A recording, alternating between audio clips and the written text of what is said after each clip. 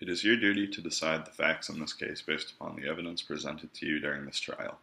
It is also your duty to accept the law from my instructions, regardless of what you personally believe the law is or what you personally think it should be.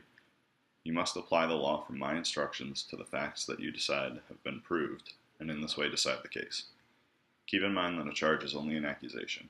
The filing of a charge is not evidence that the charge is true. Your decisions as juror must be made solely upon the evidence presented during these proceedings. The evidence that you are to consider during your deliberations consists of the testimony that you have heard from witnesses, stipulations, and the exhibits that I have admitted during the trial. If evidence was not admitted or was stricken from the record, then you are not to consider it in reaching your verdict. Exhibits may have been marked by the court clerk and given a number, but they do not go with you to the jury room during your deliberations unless they have been admitted into evidence. The exhibits that have been admitted will be available to you in the jury room. One of my duties has been to rule on the admissibility of evidence. Do not be concerned during your deliberations about the reasons for my rulings on the evidence.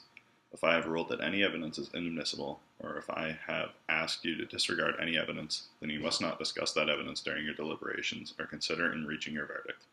Do not speculate whether the evidence would have favored one party or the other.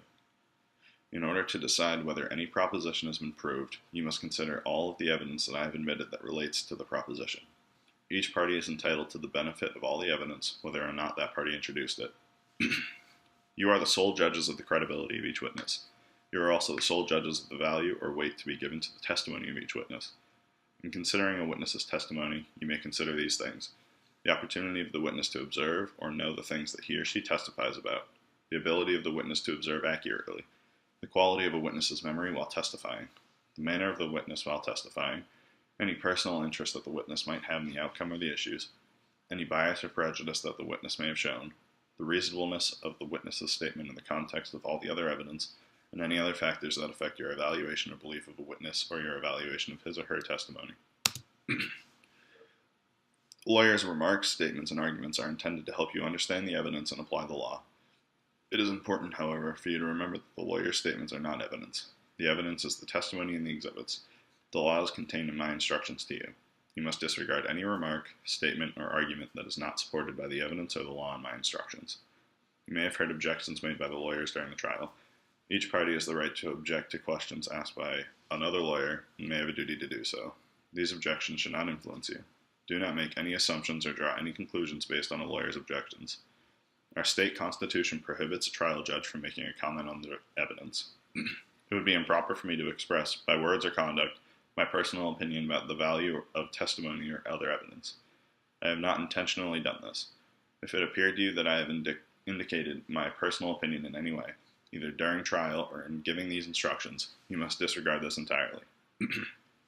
You have nothing whatever to do with any punishment that may be imposed in case of a violation of the law. You may not consider the fact that punishment may follow conviction, except insofar as it may tend to make you careful. The order of these instructions has no significance as to their relative importance. They are all important. In closing arguments, the lawyers may properly discuss specific instructions.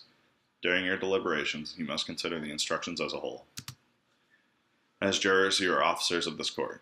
You must not let your emotions overcome your rational thought process. You must reach your decision based on the facts proved to you and on the law given you, not on sympathy, prejudice, or personal preference.